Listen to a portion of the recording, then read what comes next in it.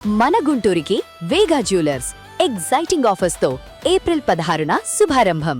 ఆంధ్రప్రదేశ్లో 30 ఇండస్ట్రియల్ క్లస్టర్లు ఏర్పాటు చేయడానికి ఏపీ ప్రభుత్వం కసరత్తు చేస్తుంది. ఆల్రెడీ గతంలో ఎంఎస్ఎంఈకి సంబంధించి ప్రతి నియోజకవర్గంలో ఒక ఎంఎస్ఎంఈ పార్క్ అనేటువంటి నినాదంతో ఒక ప్రోగ్రామ్ని తీసుకుంది ఆంధ్రప్రదేశ్ ప్రభుత్వం. ఇప్పుడు కొత్తగా తీసుకున్న కాన్సెప్ట్ ఏంటంటే ఇండస్ట్రియల్ క్లస్టర్స్. దీనికోసం దాదాపు 1,50,000 ఎకరాల భూములు సమీకరించేందుకు రాష్ట్ర వ్యాప్తంగా సమాలోచనలు చేస్తుంది. దానికోసం ఇప్పటికే ప్రభుత్వ భూముల్ని 63,000 ఎకరాల భూముల్ని రాష్ట్ర ప్రభుత్వం గుర్తించింది. వీటన్నిటిని కూడా ఇండస్ట్రియల్ క్లస్టర్స్గా ఆయా ప్రాంతాల్లో ఉండేటువంటి వనరులు, వసతులు, రాబోయేటువంటి ఖనిజాలు వీటన్నిటిని దృష్టిలో పెట్టుకుని ఒక ప్రణాళికను రెడీ చేస్తున్నారు. ప్రతి జిల్లాలో అంటే ఉమ్మడి జిల్లాల వారీగా చూస్తే కనుక ఒక లిస్ట్ వచ్చింది. సో జిల్లాల వారీగా చూసినప్పుడు ఎక్కువ శాతం ఉమ్మడి జిల్లాల పేర్లే ఇక్కడ కనిపిస్తున్నాయి. ప్రతి జిల్లాలో కూడా ఎంతో కొంత అక్కడ ఉండేటువంటి లోకల్ ఐడెంటిటీని దృష్టిలో పెట్టుకొని ఇది ప్రణాళికను సిద్ధం చేస్తారు. పైగా ఇవన్నీ కూడా ఇండస్ట్రియల్ కారిడార్స్ని కనెక్ట్ అవుతూ చేసే విధంగా ఆంధ్రప్రదేశ్లో 3 ఇండస్ట్రియల్ కారిడార్స్ కనెక్ట్ అవుతున్నాయి.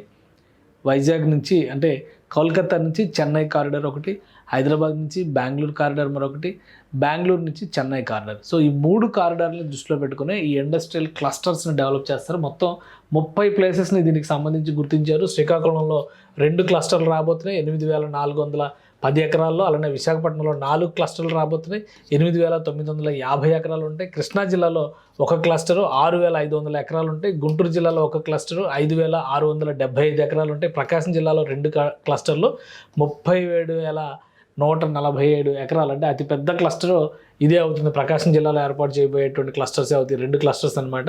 తర్వాత నెల్లూరు జిల్లాలో 3 క్లస్టర్లు ఏర్పాటు చేస్తున్నారు. అందులో 8,184 ఎకరాల భూములు ఉండేటువంటి అవకాశం ఉంది. తిరుపతి జిల్లాలో 5 క్లస్టర్లు ఏర్పాటు చేస్తున్నారు. ఇందులో 23,103 ఎకరాల భూమి కేటాయించబోతున్నారు. చిత్తూరు జిల్లాలో 4 క్లస్టర్లు ఏర్పాటు అవుతున్నాయి. అందులో 13,649 ఎకరాల భూమిని కేటాయించారు. అనంతపురంలో 3 క్లస్టర్లు 10,843 ఎకరాలు.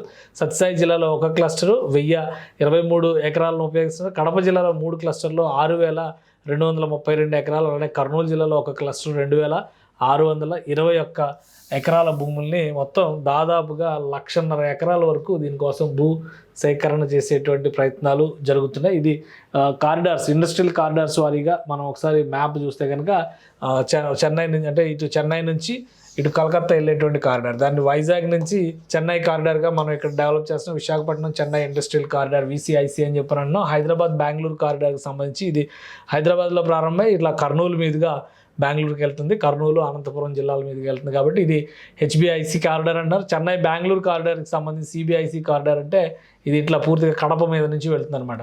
సో ఈ 3 లొకేషన్స్ని దృష్టిలో పెట్టుకొని ఈ క్లస్టర్స్ని, ఈ రూట్ మ్యాప్స్ని రెడీ చేసుకుంది రాష్ట్ర ప్రభుత్వం. వీటిలో అతిపెద్ద క్లస్టరు ప్రకాశం జిల్లాలో ఏర్పాటు చేయబోయేటువంటి క్లస్టర్ మొత్తం చూస్తే 1,32,000 ఎకరాలు అవుతుంది. 63,000 ఎకరాలు ఆల్రెడీ సమీకరించేసింది రాష్ట్ర ప్రభుత్వం.